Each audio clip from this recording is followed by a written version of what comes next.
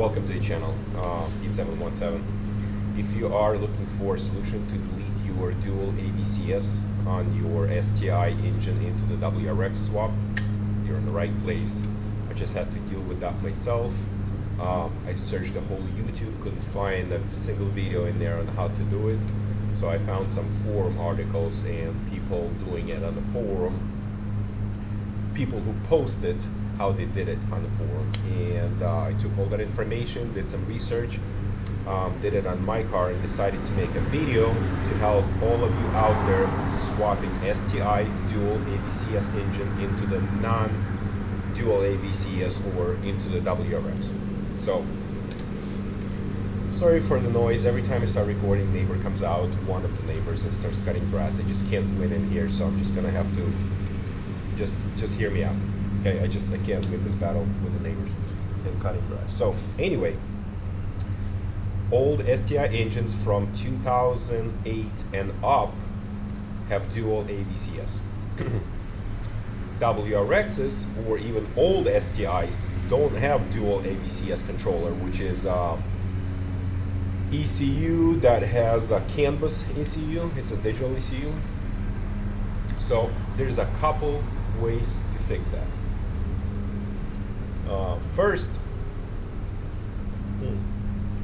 First way is to swap all your wiring, to turn your WRX into the STI by changing ECU, wiring, and all of that stuff. I did contact iWire, and they told me they don't sell any kits.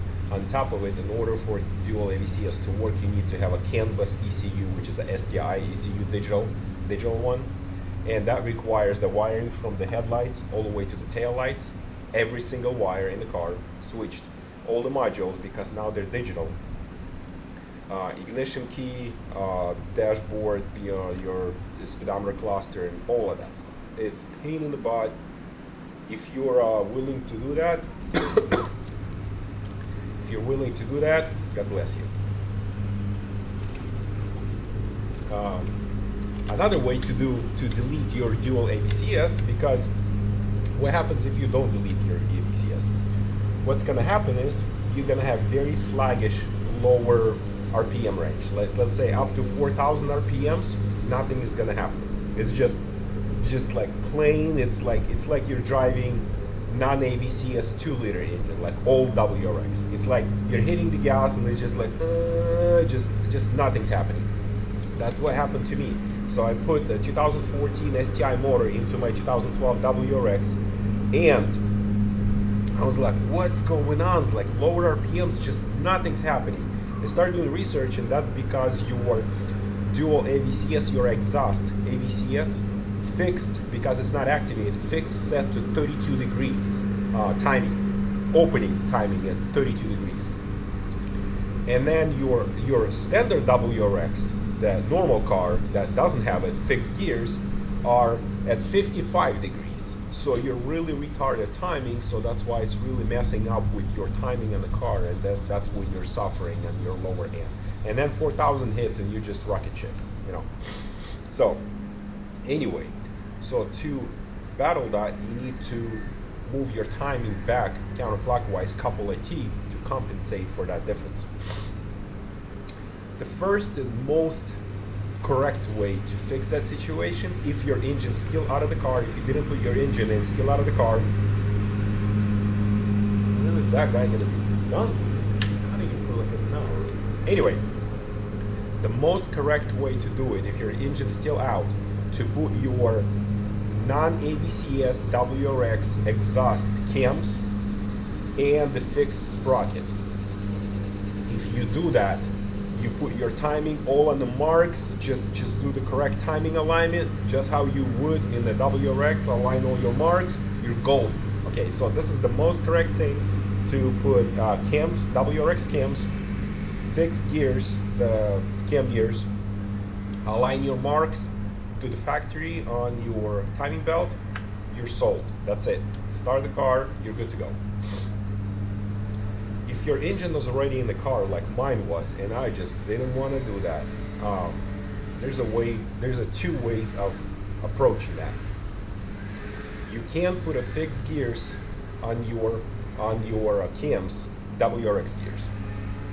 In order to do that, there's a 4 holes in out of the cams that supply oil into your AVCS exhaust system. Okay, there's a 4 holes. Once you take the cam gear out, you'll see 4 holes.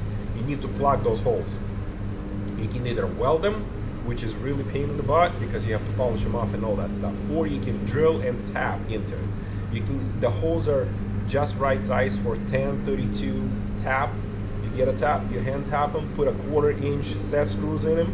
Make sure you put JB weld on the threads. Don't put a Loctite, it's gonna break loose and your oil is gonna start dripping into the oil belt, into the timing belt. 10-32 tap, some people do 8, but it's kind of loose in there, you know, they're a little too small for that hole. 10-32 tap, 1/4 inch set screws into that. JB weld on the threads, give it for 4 to 6 hours for dry. Put the cams, fix cams, and you need to rotate cams counterclockwise 1-2, because the cams, the WRX cams already come with 6-degree advantage. Okay, so each tooth on the cam gears is 7.5 degrees. So you take 360 degrees times how many 48 teeth, I believe, 7.5 for each tooth. So we need to return from 32 to 55. The cam's already giving you 6, so you need to only go 1-2 with the fixed WRX cams, 1-2 counterclockwise on both exhaust, left and the right exhaust cams, and you're good. The reason you're not going all the way back to 55, and I did talk to a person that did all that, and he took it to the dyno with all the different correct way to put it to 55, you need to move 3 teeth back. But because talking too much, dry. One second. Dry throat from talking. You can put it back to 55 degrees and make it exactly like WRX, but because your STI cams, they open a little bit taller, there is a little overlap which happens. And the guy that did this and took it to the dyno every time he skipped a tooth, he said that his best numbers on the dyno were 1 tooth counterclockwise in the fixed gears, or 2 teeth on the AVCS gear. So one way is to put WRX cams and move 1 teeth counterclockwise, or keep your AVCS gears. That's what I did. Keep your AVCS and you're moving 2 teeth counterclockwise on both sides, the driver and the passenger side. Put the check mark in there. You'll see in the video. I'm gonna attach my video here at the bottom. Put a mark in there. Line up those marks with your timing belt. Put the timing belt on. You're good. Before you start the car, you need to clear your ECU. Just restart it again, clear to 0, because it remembers the old timing, and once you start the car, it's all gonna shake and vibrate on you because it tries to, you know, it doesn't know what happened. You just moved, you know, 2 teeth. You moved 15 degrees, 7.5 per tooth, so 15 degrees just got advanced. So the engine's not gonna know what to do. So reset your ECU. On the bottom of this video, I'm gonna put 3 links to the 3 different forums, topics about this situation. I read about 10 plus different forums involving this changes. I studied it for a week before all that happened on my car, and it already happened. I drove the car, it felt great. I'm gonna put 3 links. You read those, it'll make a whole bunch of sense to you. On top of it, my friend has at work has a 16 STI, both stock. I drove that thing just to get a feel what it's supposed to feel like. Then I drove my car after I did the teeth, 2 teeth movement, and it felt about the same. And I'm not in a hot tune or anything. I'm still breaking in the engine. I just got 400 miles on it. So what else? What else can I tell you? If you have any questions about this, feel free to comment below in the video. I'll be happy to answer them to you. I check my comments all the time. It is possible, it is doable if you're swapping your dual AVCS into the non-dual, to the single AVCS WRX. That's the way to go, okay? Now after this, all this talking, I'm gonna put the video of me actually moving the gears, and you guys will see what I'm talking about. Also, I'm gonna put some, right now I'm gonna put the little pictures of your timing right here. The first picture is going to be your WRX timing of opening and closing of exhaust cams. Now this picture is going to be for STI opening and closing, and then there's a two opening and closing marks because it's when AVCS activated in the rested position. So there you go. There's another picture right here on 1 and 2 teeth marks.